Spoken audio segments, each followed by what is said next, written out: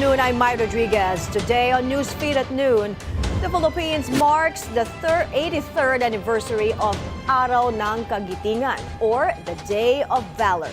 President Bongbong Marcos leads the commemoration in Bataan. King Charles and Queen Camilla tour the Colosseum in Rome as part of a 4-day state visit. Meanwhile, Prince Harry makes a rare public appearance in Britain to attend a court hearing. And U.S. researchers claim to have resurrected the long-extinct direwolf, but experts are skeptical. Thanks for joining us. It's a holiday today in the Philippines as the country marks the 83rd Araw ng Kagitingan, or the Day of Valor.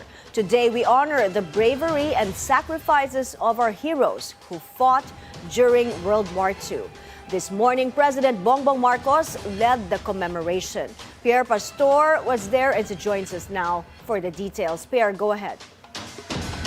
Yes, Mai, I'm here at the foot of Mount Samat in Pilar, Bataan, where the Dambana ng Kagitingan or Shrine of Valor stands.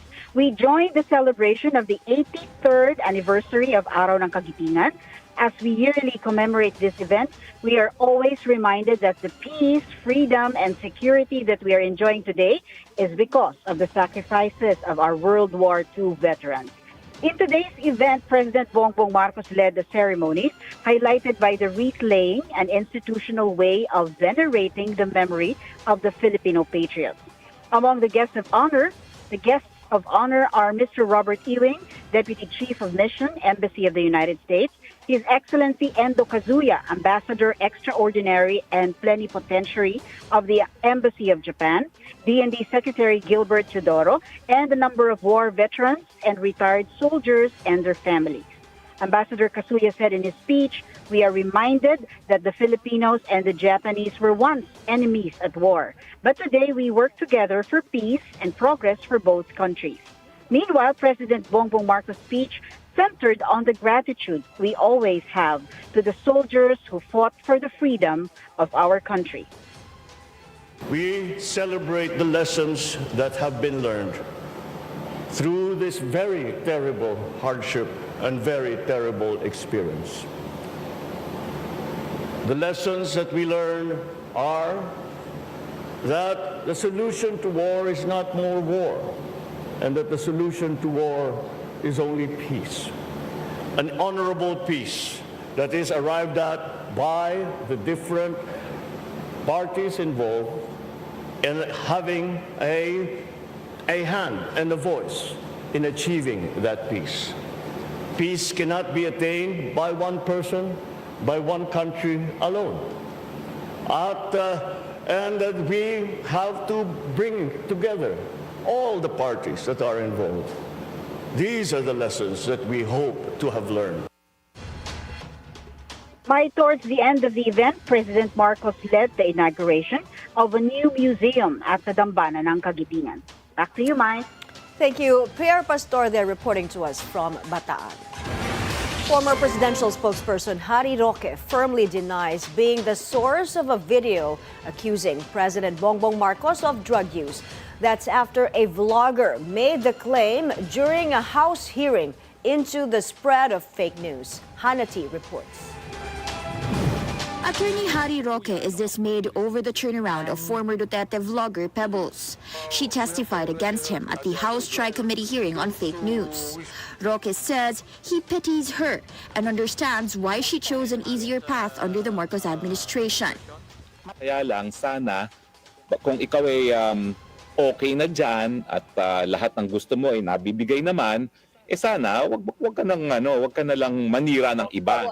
But Roque stands firm. He calls her affidavit baseless. He slams lawmakers for relying on a vlogger they once called a fake news peddler. In her affidavit, Pebbles said Roque spoke of a screenshot on July 7, 2024, during a private dinner in Hong Kong. It showed a man who looked like the president allegedly using cocaine. She claims Roque talked about releasing the video, even saying he could bring down a government. Roque denies this. Yung aktor na presidente ang siya magpapatumba ng kanyang gobyerno mismo dahil sino ba naman ang Pilipino na nasa tamang pag-iisip na tatanggapin ng presidente ay adik. Pebbles claims Roque showed the video publicly at a Vancouver rally on July 20. Another vlogger, Maharlika, was also present. Sana pinakita ni Talaquera yung sinasabi niyang live video kung saan nagkaroon ng premiere ang pulveronic video sa Vancouver. Nagkaroon tayo ng premiere noong July 24 dito na nga sa California, sa Long Beach. Pebbles says Roque sent her both raw and enhanced versions of the video on July 22, the day of the sauna. She claims the photo Roque held in Hong Kong came from the raw clip, and the enhanced version edited to make it look like the president. Roque denies this, saying her claim is pure opinion. He insists the video was already circulating in 2022 and came from Maharlika's unknown source. I think nasabi ko na ito ay malapit kay Bangag.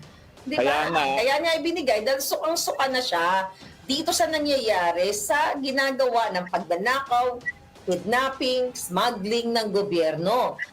Roque then threw a challenge to the public.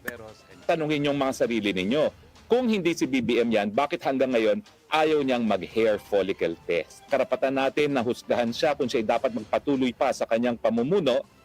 Maraming salamat dahil ayan na naman ang pulveronic video na nabaon na sana sa iyo. Roque says he's grateful for the hearing, as it could strengthen his asylum bid in the Netherlands. He filed his application there shortly after former President Rodrigo Duterte's arrest. Roque is facing a contempt order from the House and a pending trafficking complaint here in the Philippines. Hannah T, Billionario News Channel. The Philippine government is extending full legal support to the 3 Filipinos currently detained in China on espionage charges. The Foreign Affairs Department says the government is funding legal counsel for the detainees. Their lawyer is awaiting permission from authorities in Hainan to visit them in detention. The detained Filipinos were former scholars under a program linked to a sisterhood agreement between Hainan and Palawan.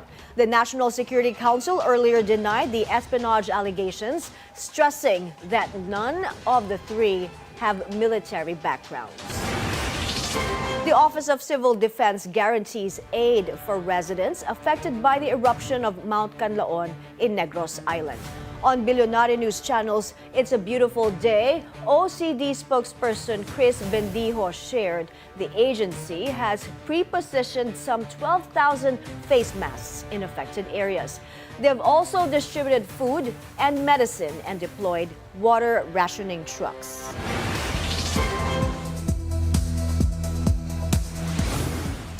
A night out in the Dominican Republic takes a tragic turn when the roof of a nightclub collapsed. At least 58 have been confirmed killed, with rescuers racing against time to find survivors.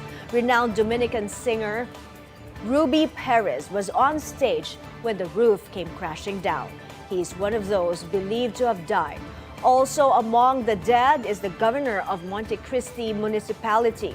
The country's president has visited the scene and declared 3 days of national mourning. More controversial executive orders from Trump 2.0. The U.S. president has signed EOs that aim to boost coal production, a move that runs counter to global efforts to curb carbon emissions. With electricity demand rising in the U.S., Trump's orders include efforts to save coal plants that were likely to be retired. The EOs will also pave the way for private companies to buy the rights to extract coal on federal lands. We're going to guarantee that we have a strong business for many years to come, that your coal companies and your miners don't get all excited about their jobs, and then should a radical left liberal become president, they end the business right away, and somebody's built a plant and spent hundreds of millions of dollars in building a plant, and the plant is going to be closed because a Democrat got in or a liberal got in. They're opposed to coal, and Republicans are very much for it. Clean coal. And we're going to give a guarantee that the business will not be terminated by the ups and downs of the world of politics.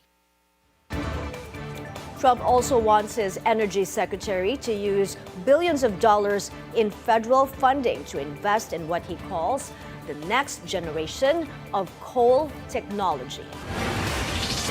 King Charles and Queen Camilla touring Italy's most popular tourist attraction. Crowds welcomed the British royals as they arrived at the Colosseum in Rome. They were then briefed on the history of the 2,000-year-old stone amphitheater by Italian history and science communicator Alberto Angela. The royals are on a 4-day state visit in Italy, where the king is expected to address the parliament in Rome.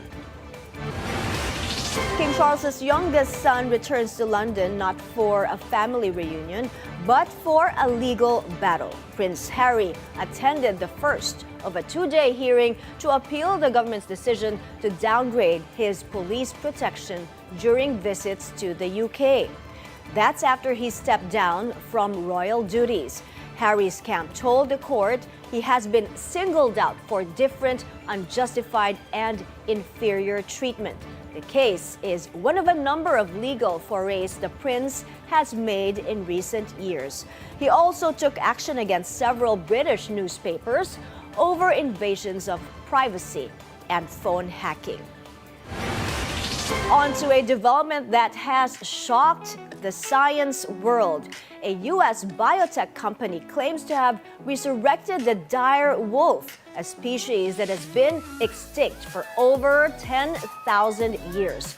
Colossal Biosciences says it has produced 3 cubs, namely Romulus, Remus, and Khaleesi. They were created by modifying the genome of a modern-day gray wolf using dire wolf DNA found in fossils. But independent experts are skeptical about Colossal's claims. We don't have the technology to modify entire genomes.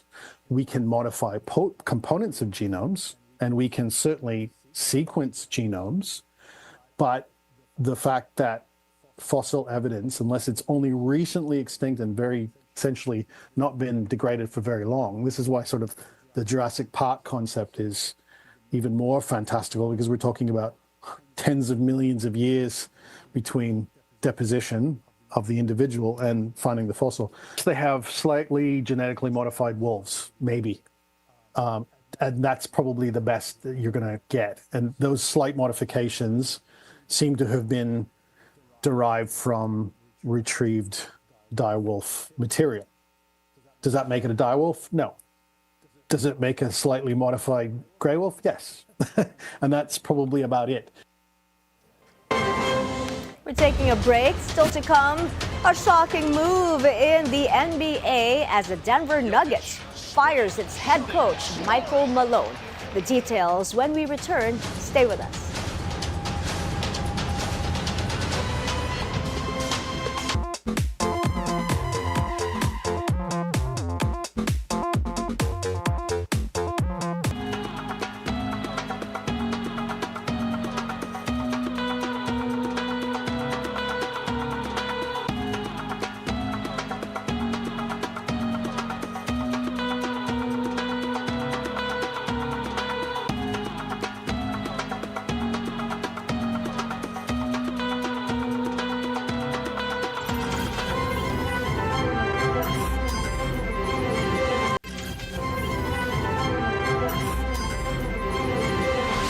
You're back at Newsfeed at noon. Filipino tennis star Alex Ayala is ready for the big time on the clay courts of France. The newly minted women's world number 73 is making her Grand Slam main draw debut at the French Open. But first, she is gearing up for a string of tournaments, starting with a WTA event in Portugal on April 14. The 19-year-old is fresh off a breakthrough semifinal run at the Miami Open, where she defeated 3 former Grand Slam champions. The French Open begins on May 19 and runs until June 8. Of course, I am excited for the Grand Slams ahead. Roland Garros, I know that I will be in the main draw. So I'm very excited about that. My first time to be in the main draw. So it's a new experience and everything to gain. Petrogas draws first blood against Creamline in the championship series of the PVL All-Filipino Conference. The challengers stunned the champs in Game 1 of the finals Tuesday at the Smart Araneta Colosseum. Petrogas won in 5 thrilling sets, with MJ Phillips leading the way with 16 points. Game 2 of the finals is on Thursday, April 10, still at the Big Dome. A stunning development in the NBA. The Denver Nuggets parts ways with longtime head coach Michael Malone. The Nuggets made the announcement on social media early this morning. David Adelman will take over as interim head coach for the remainder of the season. The Nuggets management also says general manager Calvin Booth will not be extended. Malone led the Nuggets to its first ever NBA championship back in 2023, defeating the Miami Heat in 5 games. The dismissals come in the final week of the regular season, where Denver is on a 4-game losing skid. In royal news, Meghan, the Duchess of Sussex, shares her harrowing experience after giving birth to one of her children. On the debut episode of her new podcast, Confessions of a Female Founder, she talked about getting diagnosed with postpartum preeclampsia. Meghan described it as a huge medical scare. Postpartum preeclampsia is a condition that, if not treated correctly, can lead to serious complications. Early signs include having high blood pressure and protein in the urine. Meghan didn't reveal whether she had the condition with her first or second child, but she talked about juggling work and childcare, saying she wouldn't have it any other way. The man who brought Tetris to the world shares his life journey in a new book. While part of the story was told in the 2023 film Tetris, Hank Rogers says he felt it was important to set the record straight and give his own version. Wrote what actually happened during that year and a half of my life, where they used to make the movie, and somebody looked at it and said, this could be a book. I said, except that it's too thin. Can you write a little bit more? And I said, well, I don't want to just add water and fatten up what I've already written. So I wrote the before and after, and that's the book. Today, Rogers' interest is beyond the gaming world. And while Tetris made him a major player in the industry, he hopes his efforts in creating renewable energy overshadows that. If everything goes the way I hope it's going to work, they're going to remember me not as the guy who found Tetris, but as the guy who solved climate change. All proceeds from the sale of the book, The Perfect Game, Tetris from Russia with Love, will go to his foundation, Blue Planet Alliance. Europe will finally get its own Universal Studios theme park. The attraction will be built in Bedford and will open in 2031. Comcast President Mike Kavanagh showed their plans to British Prime Minister Keir Starmer, saying he could not be more excited. The park is expected to attract 8.5 million visitors in its first year, a number currently only exceeded in Europe by Disneyland Paris. Universal Studios has 5 resorts and parks in California, Florida, Singapore, Japan, and China. $100 million worth of the world's rarest diamonds are on display in Abu Dhabi. The 8 precious gems come in various colors and weigh a total of more than 700 carats. The show stealer, a 10-carat blue diamond from South Africa, which Sotheby's expects to sell for $20 million in an auction in May. White diamonds are the principal ones people think about, but then as you have color in diamonds, they get increasingly rare. And at the top of the rarity pyramid, really, are blue diamonds. And then of all the blue diamonds, the top of those are fancy vivid blue diamonds. And then of all the vivid blue diamonds, ones over 10 carat are perhaps some of the rarest diamonds that have ever existed in the world. Here at home, a new physical fitness center has opened its doors in Pasig City. Our Mojo Ivy Reyes tells us it's not only offering gym services but also seamless rehabilitation treatments.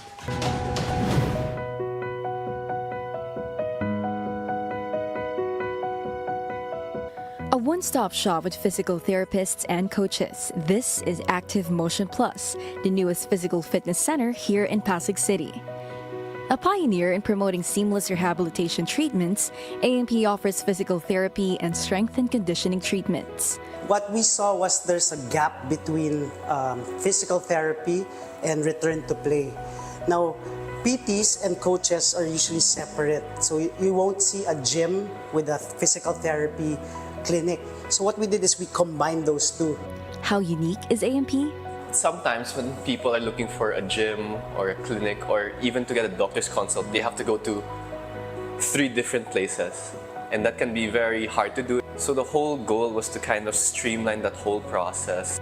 DJ Howe, a basketball player of Enderun College, is excited to have his first treatment for his sprained ankle. Just by the looks of it, I mean, the tools, everything looks modern and very helpful. AMP offers the following treatments: musculoskeletal injury treatment, sports injury treatment and prevention, post-operative treatment, acute and chronic injury treatment, and geriatric therapy. For strength and conditioning, they also offer sports performance enhancement, personal training, and return to play. In short, the AMP branding isn't all about rehabilitation, but also prevention. Evidence-based results tailored to your needs. This is the Active Motion Plus branding. AMP is located at the 2nd floor of Ayala Malls the 30th here in Pasig City. Ivy Reyes, Billionaire News Channel. And those are the news this hour. I'm Mai Rodriguez. Keep it here on the Billionaire News Channel. Good afternoon.